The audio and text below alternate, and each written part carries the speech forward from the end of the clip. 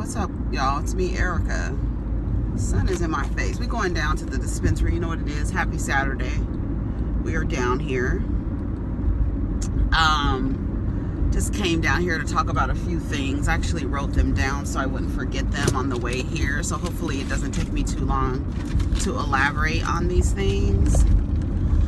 First, I wanted to talk about David and Tamar. I just finished watching the last episode of Get Your Life. You know, I didn't review it. We just talked about it, you know, here and there in videos. But Tamar came out with this voice memo defending David and, almost hit that dove. Defending David and saying that he was a good stepfather to Logan. That's the thing that stuck out. Out of everything that she said, the thing that stuck out to me the most was calling that man a stepfather to Logan. That made me the sickest out of, not even her defending a man who put a restraining order out on her, who said she needed to be institutionalized, who was going against her family and her sisters. I mean, like I said this morning on Twitter, a socialized man, there's no consequence for his bad behavior and poor treatment of women. There's no consequence. And this is the reason why it continues to happen, and other men are allowed to act like David, to act like Offset, to act like, right? Those men are just symbolic and representative of other men who may not have access and money like that act like that, right? If you took all of Offset's money away and you took all of David's money away, he'd still be the same man. He'd still be the same man. But the money allows him access to more women, and therefore they continue to treat the women that they're partnered with like crap. Cardi B has taken back Offset. To me, I feel like there's no, and her reasoning is so shallow and low level, but she, you know, you got to think she's in her 20s, right? Or wait a minute. How old is Cardi B? I know she's in her 20s, but let me see real quick.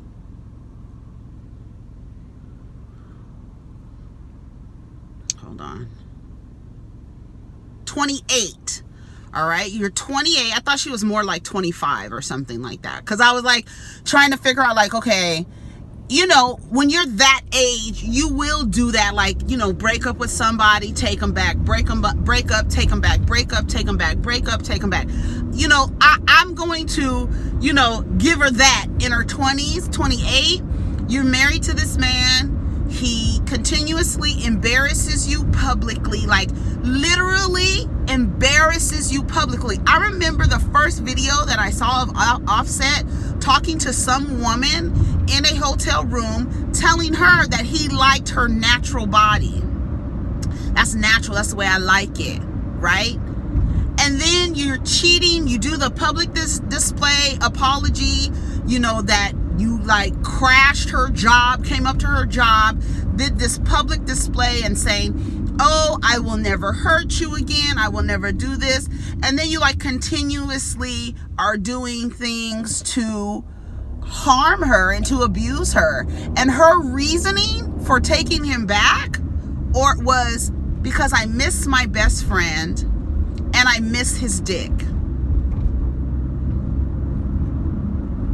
Now, I know that a lot of women will go back to the last person that they were fucking because you have this idea that you don't want to add to the number of men that you slept with. And the reason why you don't want to add a number to the other men that you've slept with is because you don't want to feel like a whore because you're adding to your number or whatever. But when a man abuses you at all levels, and when I mean at all levels, I mean from emotional, verbal, physical, spiritual, financial abuse, and then what is the consequence for the bad behavior. Where there is no consequence for bad behavior, the behavior continues. Because I've done wrong, and nobody has told me that I've done wrong. I haven't seen a result of my bad behavior. I haven't seen a natural consequence to my bad behavior. So what would be the incentive for me to change? Plus, if the woman that I'm with no longer wants to deal with my bad behavior and as a consequence leaves me, guess what? There's another woman waiting for him to send his representative, tell her whatever story she wants to hear, and she's right there believing it. And she's right there believing it. No matter if she sees him in public doing and abusing another woman, for some reason, she believes she will be different. She believes she is going to change that. But nothing is going to change. Why? Because there's no consequence for the bad behavior. We know, we always say the best apology is changed behavior. After a while, your word means nothing. Your word means nothing. Your promises mean nothing. Your apologies mean nothing. Your word is fuck all to everybody. It's worthless, your word. You tell me you promise you're not going to do this, and you do it, and then you don't change and you do it again. But what happens? Nothing. I'm going to take you back because I miss Dick and my best friend. You miss the person who abuses you? You probably, and then to come out and say, yeah, I mean, we're just dysfunctional and that's just what it is. No, sis, we are trying to get to a level where we're not encouraging toxic relationships. We're not saying, take them back, take them back, take them back. And every person around you who encourages you to allow someone in your life who abuses you is not your friend. And you might think the smallest the smallest thing is this open? Is this place open? Let me see. I know I'm early, honey. It's only 9 o'clock, but they open at 7 a.m. So let me just make sure they're open. You don't, there's no consequence. And what do? You call them stupid. Cardi B is stupid. Tamar, you're so stupid. Like, when I was watching that last episode of Tamar's show, I was like, bitch, first of all, you're the devil. You're the devil that you're talking about. You're the enemy that you're talking about. All of the source of your anguish is internal. And you need to go and seek work without cameras around.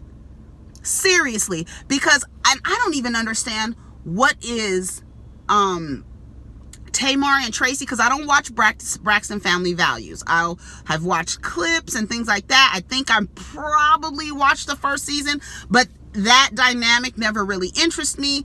I don't like the faux religious family with the philandering father and the bitter mother with the gaggle of fucked up children. I don't want to watch that. I guess it's great to watch a family dynamic in that way as educational, but I don't understand what the issue is between Tamar and Tracy. Right? So I called Tamar the other day a black sheep, and somebody was like, I thought Tracy was the black sheep. So I don't understand what the problem is between, isn't Tracy the oldest and the youngest child? What is the problem? And then I saw some clip on Get Your Life where Tracy says, you make it so hard to love you. And I could say I understood where Tracy was coming from, because Tamar, you want to just take her and fucking shake her. Like, I was just like, girl, no. And then so all of a sudden you understand where David was coming from, and Goldie should have been able to explain what her work was. Bitch, she explained to that man what her work was. She explained. I'm sure Goldie has a website. I'm sure she does. Go look at. And when you say the word dream work, what the fuck do you think it means? Working in your dreams, working and deciphering your dreams and figuring out what they mean. What is your subconscious telling you? And then David to inject religion. Oh, you see, me and my mom, we prayed. And you see, Goldie's gone. No, Goldie is gone because you were a fucking disrespectful, ignorant ass, disgusting ass human being and made that woman feel so unwelcome that she had to cuss your ass out before she left. And then Tamar talking to Mona, talking about, well, I mean, she called a man a motherfucker in his own home. That's not his fucking home, bitch.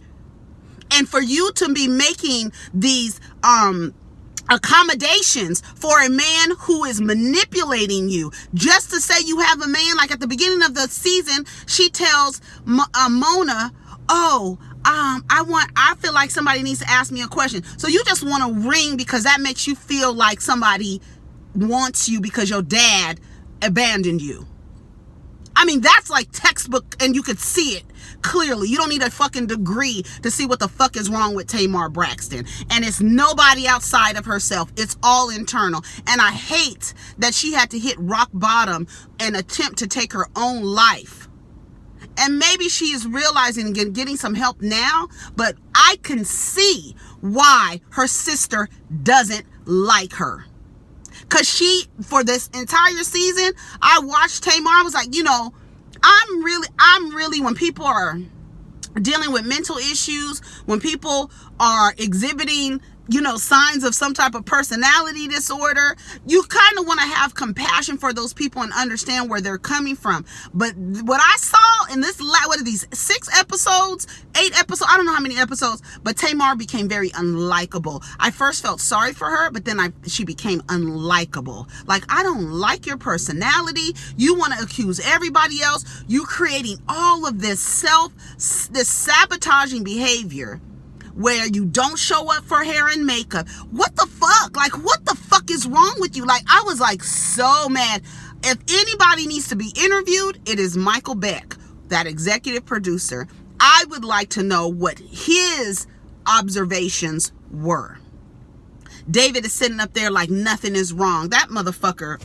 And then you're going to turn around and defend him and call him your son. He was a good stepfather. Y'all were not married. He was not a stepfather. He was nothing to that little boy, but a person that you were dating and he happened to get along with. And all he did to me, from what I saw, was create a lot of disruption and used your child as a way to disrupt you and your life and what you got going on.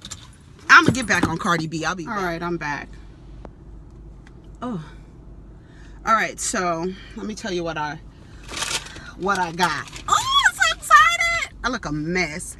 Don't mind me, honey, while I'm talking shit about people. I need to get my eyebrows done. Okay, so the Diva got a peanut butter souffle, which is at 22.95 THC. I got creamsicle, which tested at 21.1 THC. And I got banjo. Shout out to banjo, 25% THC. And then I got these Flav creamsicles, which I told you guys are, not creamsicles, pink lemonade belts are really good. I was thinking about creamsicle in my head because that sounds good. But these are really good belts. But then for my morning coffee, girl, I got Tinley's cinnamon cast cannabis infused elixir. It is a pineapple jack sativa. A capful is a serving size. I'm going to put it in my coffee. It says that it is it's 4 capfuls is 1 serving. Sorry, 4 capfuls is 1 serving. There are 8 servings in a bottle. No sodium, only 2 grams of carbs, 1 gram of sugar. So it's not, that's something that you want to pay attention to, because stuff be having a lot of sugar in it. So I'm just going to add this. Here it is. I'm going to add it to my coffee. They had cinnamon, almond, coconut, and coffee. So I want to add cinnamon. Cinnamon's good. And cinnamon is good for prosperity as well, to add to your coffee. Y'all know I add cinnamon to my coffee, so for prosperity, so it's already there. All right, so here it is. Here's all of this. I'm about to go home and make me some coffee. Here it is. Shout out to Cherry. Last week she said when I ate the belt, it made her mouth water. Girl, yes, you know, and when they sour it, and it gets, you be like, your gland is so funny how your brain will be like, it's something sour. Even if you looking at it, your brain responds, and then you get all, it's sour, girl. So yeah, so they took the Divas money today. So I'm just talking about Cardi B. I guess I'm disappointed, but it's just the way men and women are socialized. And it's until you realize that, you know, how is your partnership benefiting you? I need to dye my hair today too. How is your partnership benefiting you? And maybe she sees, you know, maybe she wants her best friend with a penis to abuse her. Maybe that's what she wants. And, you know, a lot of people deem his behavior as abusive. But a lot of men in relationships, they probably don't even realize it because the way that they've been socialized and conditioned to treat women, it's very abusive.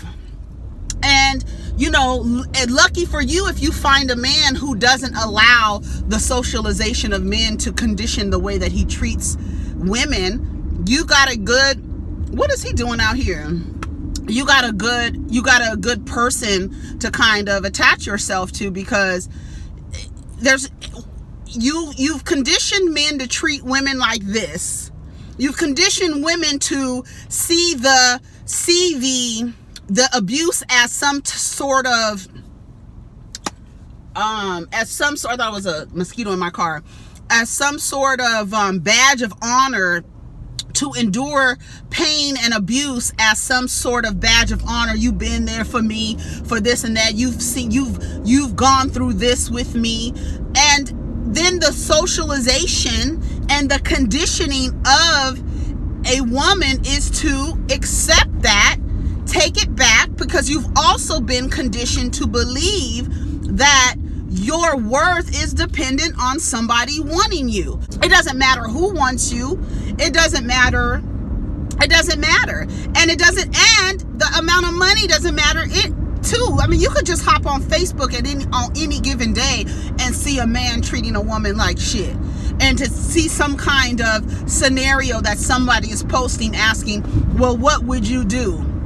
And it's some sort of abuse story between a man and a woman. And then asking the women, what would you do? As if the option should be to endure or leave. Like, I don't